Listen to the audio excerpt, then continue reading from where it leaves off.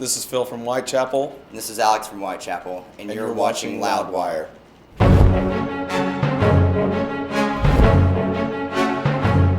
Hey everyone, Gruhamed here from Loudwire. It's Wikipedia Fact or Fiction time, the Whitechapel edition. Thank you guys for coming. So the way this works is I'm going to read something that I saw on your various Wikipedia pages today. You can give me a fact or fiction and elaborate if you'd like. First up, you named the band after the Whitechapel district of London where Jack the Ripper famously murdered a bunch of prostitutes. Fact. Definite fact. Yeah. The Somatic Defilement is the only Whitechapel album to include Brandon Cagle on guitar, and he left the band because injuries he sustained from a motorcycle accident left him unable to play his instrument.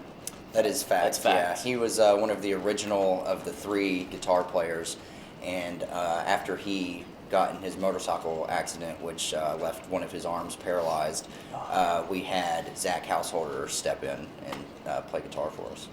That's sad. Was that a really rough time in your band's history when that happened? Yeah, because it was 2 weeks before we were supposed to go on our first tour ever.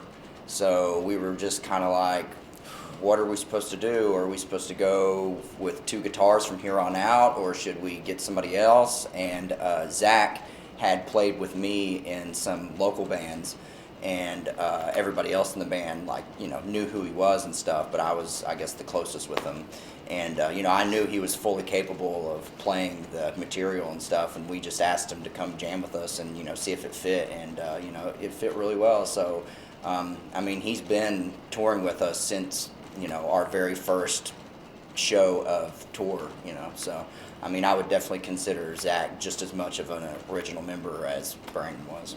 Any update on how Brandon's doing, what he's up to at the moment? He's good. He actually took up a career doing front of house sound for different bands, and so it's really cool that he still got the opportunity to go on tour and see the world and stuff like that. Even though it wasn't with playing with us on stage, he still is very heavily involved in music and the metal community and stuff like that. Still living his life revolved around music. Yeah, that's really cool to hear. The album title, A New Era of Corruption, is derived from a passage of lyrics within Possession, a song which appears on the previous album to New Era, This Is Exile. Fact. Again, what was it from the previous work that influenced the later one?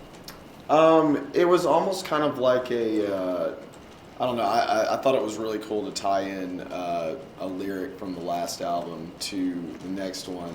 It's kind of like, I guess the sequel, which, lyrically it's not really a sequel.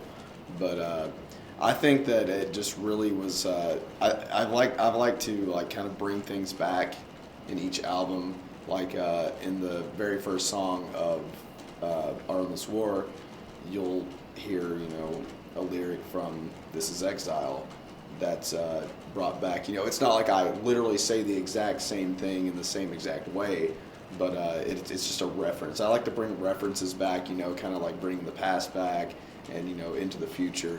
It's just really cool to do stuff like that. Awesome. A New Era of Corruption's working title was The Darkest Day of Man. I don't remember, so I'm going to say... That's, I guess, fiction. Yeah, that's fiction. I don't remember that. No, just the song title, never thought to be a title track or anything like that. Okay. First fiction so far. If there's not one, I feel like we're ripping people off. The track Devolver is written about the de-evolution of society and how it has crafted violent and hateful individuals. Fact. You would say that's definitely true. Anything that happened in particular that made you sit down and write about that?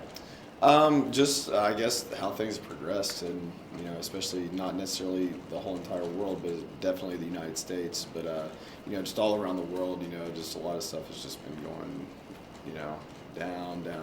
A lot of people think that we're going to be, extinct, within the next, couple hundred years or whatever. But, it's if it's going the way that it is right now, and only gets worse from here, then I don't really see us living too much longer. Yeah.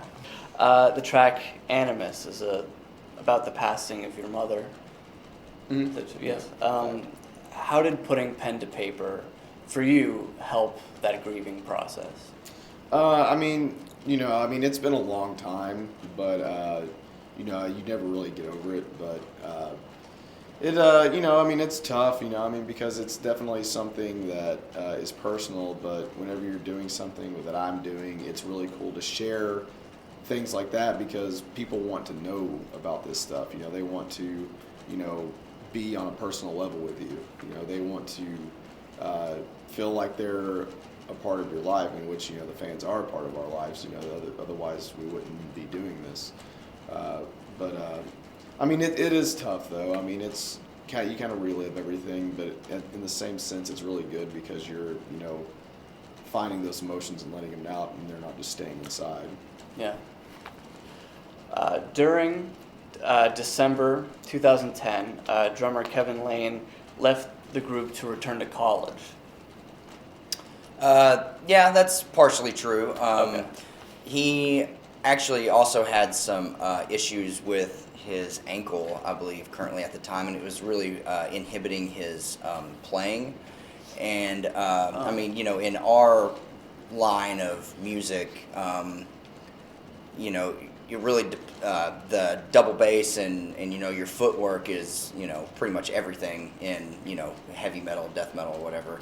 And so he was just having a lot of problems getting that the way it should be, and he actually willingly kind of stepped down from the band because he felt like he was hindering our live performance and stuff. So that was really tough for us because it's one thing when a band member is being a jackass and not cooperating with everybody else, and you just kick them out. It's like, whatever, see you, man. But for someone, it's like, damn, man, we don't want you to leave. Like, it was just, it was a really tough, situation for us. And we had about a year where we went through the band where we had a fill-in drummer, Gavin Parsons. He was helping us out playing live and stuff. So it was really cool to for him to step up and help us. And then in late 2010, early 2011, we found Ben Harkleroad, and ever since then, he's been our permanent guy. So we're really happy with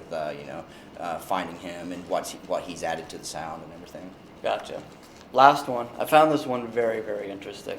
Guitarist Zach Householder it says on Wikipedia that he brings a black metal influence into the band. You'd consider that to be true? Yeah, definitely. Because I think the only other guy that listens to black metal besides him would be Ben Savage, but he's definitely the one that kind of brings that darker, kind of more evil Sort of an black atmosphere metal. to it? Yeah. Which is really cool because I definitely think it helps add to the diversity of our music. So. Awesome.